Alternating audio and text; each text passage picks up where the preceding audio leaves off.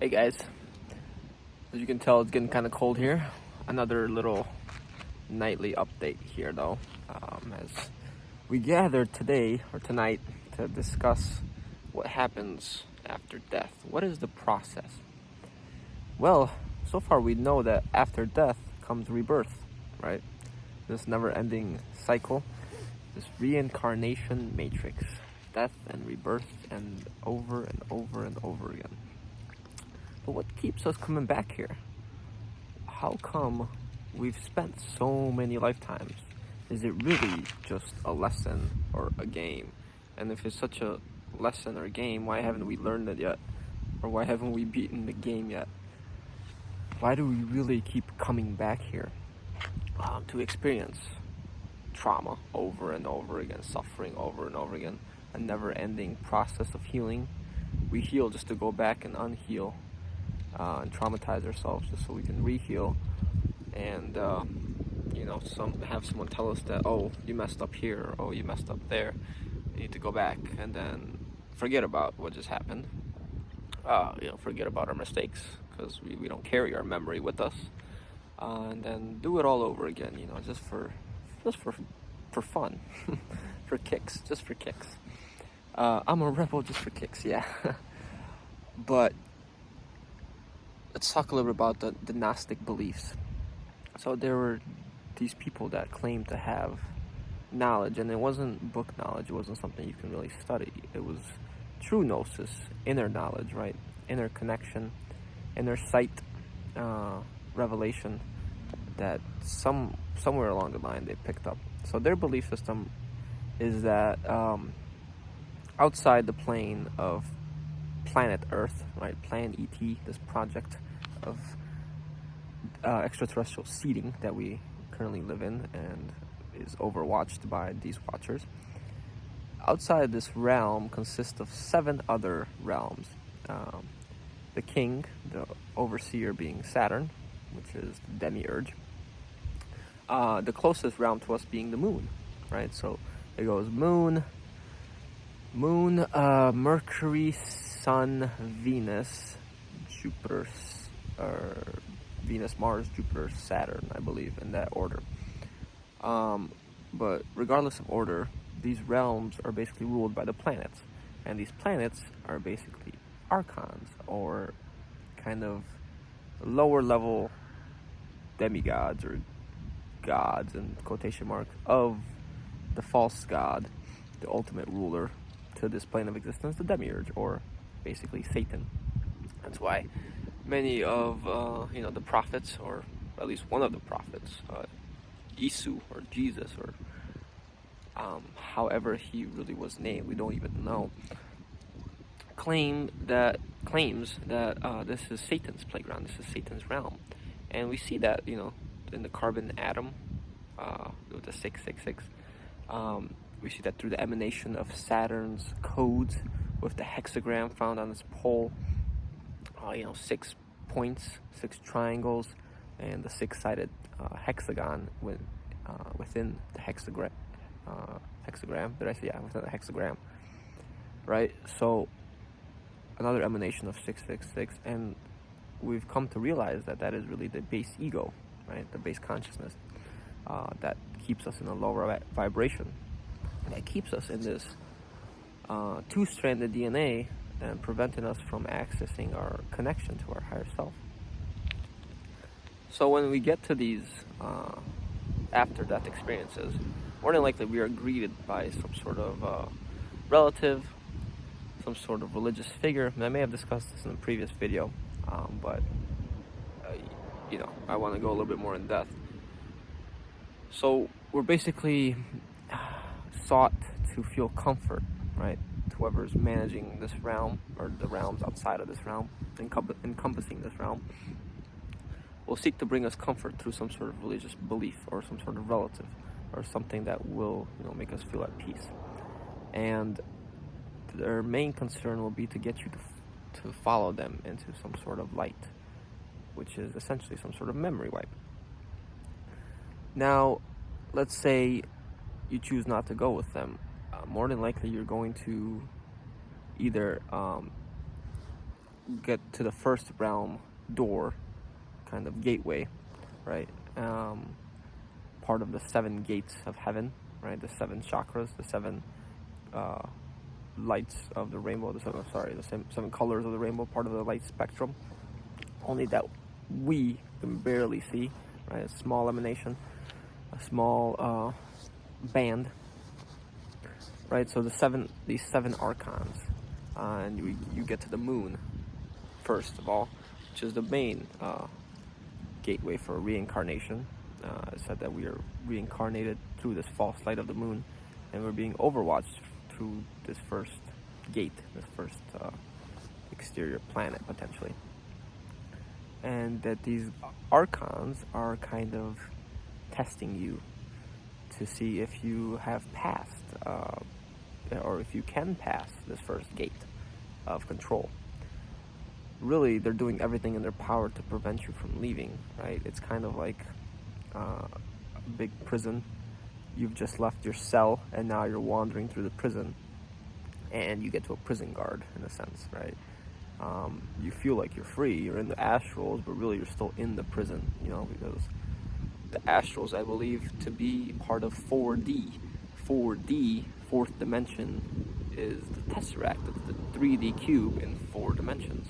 The tesseract is, a higher emanation of Saturn, or maybe even the highest emanation of Saturn. Who really knows? Because it represents time, it represents the hypercube, right? It represents what we are in, time and space, this illusion, this code being sent from Saturn, right, through the moon. And we kind of will get tested in a sense. That's what at least the Gnostics believe. And they weigh your soul, in a sense, your being, based on how you did on Earth, based on whether you were able to conquer your 7 deadly sins, your base desires. I haven't really figured out what exactly these archons or these 7 planets could represent in terms of the 7 deadly sins. For example, you could say that the sun could be pride, Jupiter could be gluttony, Saturn could be lack of discipline, or whatever the sin is called, Mars, anger, Venus, lust. So these are examples that could tie into each sin. So the moon could test a bit based on whether he told the truth or not. The moon represents illusion. I don't know if there's a sin for that, lying. Not sure what the exact name for it is, but I would have to really sit down and try and match them myself. But I don't think that you need to really pass these tests. I think, and the Gnostics believe this as well, if you really lived a pure life, your soul naturally advances through these realms without being questioned, because it's a higher vibrational being. It cannot exist at these lower vibrational realms anymore, because it chooses not to. It really uncovered all its lacks, its attachments, and even its implants. I think these implants really would be one of the most important things, because these dragonic or draconic beings, these archons, they seem to be the ones that won the war over this reality, and kind of altered it to their own purpose, to their own desires of feeding them, right, of using us as entertainment for whatever measure, or actually feeding them as an energy source potentially. But from what I've seen, studied from these hypnotic regressions, is that for them it's just entertainment. It's like the person doing the regression would ask them, why are you doing this? And they say, oh, it's just for fun, just because we feel like it. And interesting to see, because it's kind of like us watching a TV show. Why are you watching that TV show? Why are you making those people act out a scene for you? Oh, just for fun, just because we want to watch it. So, if you don't want to be part of that anymore, you should have the ability to get out, because in a sense you control the script if you choose not to play it anymore. So that being said, I think it's best really to stay away from any of these entities. The Gnostics believe you should avoid really the iconic beings, because they more than likely will try to deceive you into coming back. They will try to make you feel guilty, shame for leaving. They'll tell you about your relatives potentially, that they're still here and that you need to carry them with you, or whatever sort of manipulative tricks they may be able to come up with. And it's very possible that you could create your own portal to Source to manage to escape. But this is only after you've really been able to clear these implants. Because imagine kind of being in chains to the prison cell, right? The chains are long enough for you to walk, but just not long enough for you to exit. So you first have to get the key to unlock those chains, in a sense, because they pull on those. Let's say they're a representation of your belief systems and your attachments and what you think you haven't resolved here on Earth and what you didn't achieve, and they bring you back.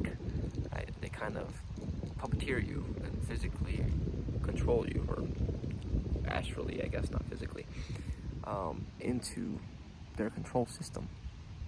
Unless you're hyper aware of this, potentially, because I believe the implants are innately tied to subconscious and limiting beliefs that we may still have. And unless you're incredibly hyper aware of your whole subconscious, it's very difficult to understand what could be holding you back, right? So, once you kind of figure out that, hey, this really isn't about lessons and whatever they may have sold to us, because as an infinite being, you don't come to experience lessons, you come for experiences. This was mainly a playground. It was mainly like a game, right? When you play a video game, you don't play it to learn about math or something, or you don't play it to learn some desire that you may have had. You play it for the experience of playing it, right? You play it to see the storyline. You play it to have that experience and understanding of what the creator of that game wanted you to see. It's not necessarily some sort of lesson that keeps you stuck here over and over and over again that you don't even remember when coming back, right? So something to consider, because we don't know really what happens because we don't remember. And I've mentioned the show Westworld on my Twitter, and that's kind of what happens to them.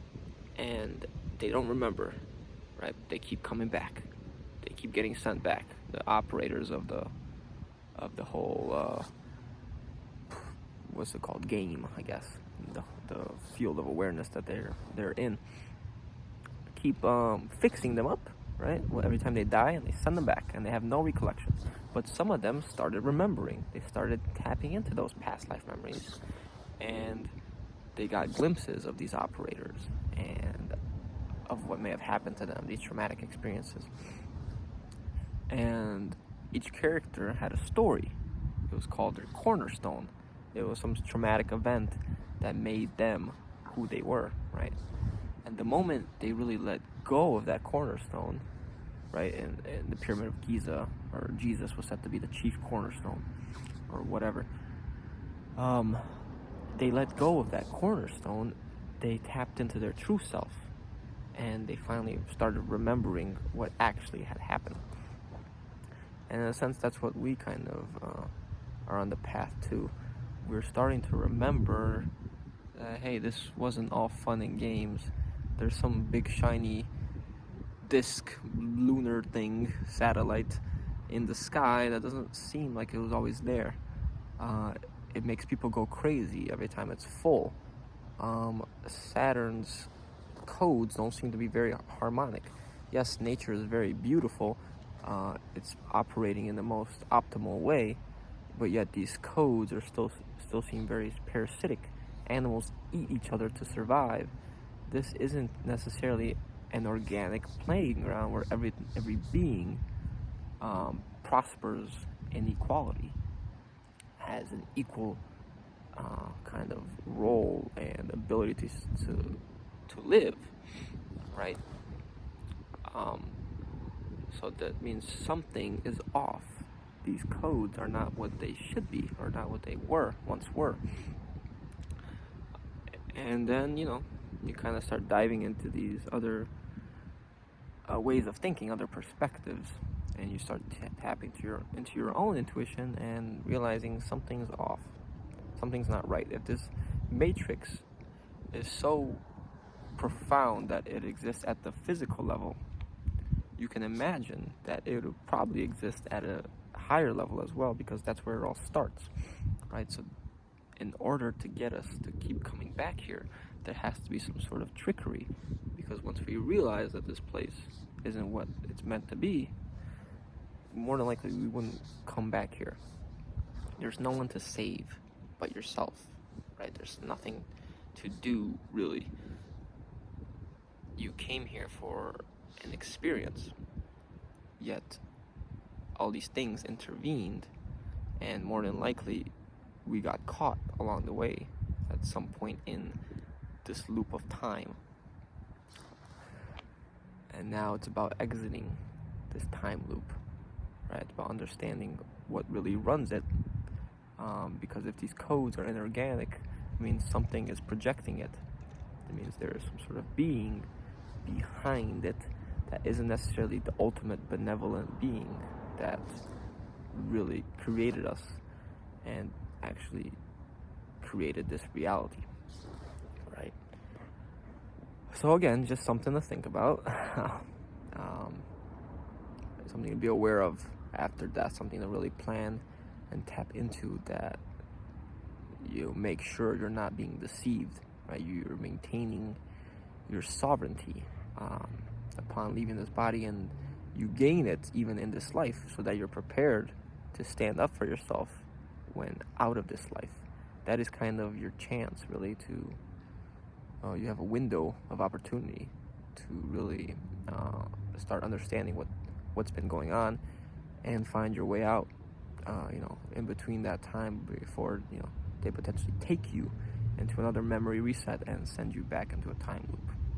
So, all right. Hope this provided some sort of insights. If you guys liked it, please like the video, subscribe, comment, let me know your thoughts. Hope you guys have a good night.